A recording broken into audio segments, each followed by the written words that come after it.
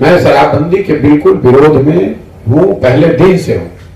और मैं कोई इसलिए नहीं कहता हूं कि लागू नहीं, मैं इसको पहले दिन से विरोध इसका कर रहा हूं दो वजह से। एक, कि दुनिया में कहीं पर भी किसी देश, भारत के भी किसी राज्य में इसका कोई प्रमाण नहीं है कि शराबबंदी के जरिए आप सामाजिक आर्थिक तरक्की कर सकते हैं। दुनिया में कहीं इसका कोई प्रमाण ही नहीं है।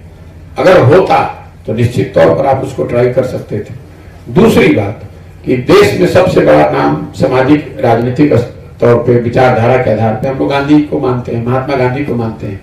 तो कई जगहों पर इसकी सैंक्टिटी के लिए नीतीश जी ने कहा कि गांधी जी ऐसा चाहते थे या गांधी जी ने ऐसा कहा। मैं रोज मंच से इसकी चुनौती देता हूं, आपको भी, आपके सामने भी कह देता हूं कि गांधी जी को जितना मैंने पढ़ा, समझा, देखा और इस विषय पर भी बहुत जानने समझने का प्रयास किया कि गांधी जी का शराबबंदी को लेकर क्या मत था।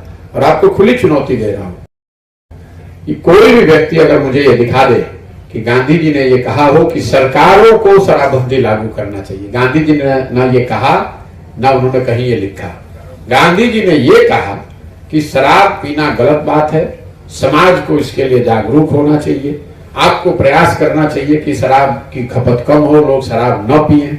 लेकिन ये ऐसा ही हो गया कि गांधी जी ने कहा कि वेजिटेरियन होना अच्छी बात है और उसके बदले में सरकार कानून बना दे कि कोई नॉनवेज खाएगा ही नहीं।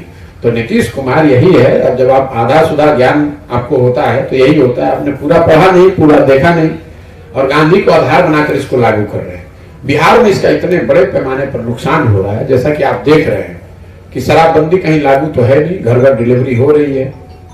बिहार सरकार का आज के तारीख में आर्थिक अवलोकन यह है कि करीब करीब शराबबंदी की वजह से 20,000 करोड़ रुपए का साल का राजस्व का नुकसान हो रहा है। और ये 20,000 करोड़ रुपए जा कहां रहा है?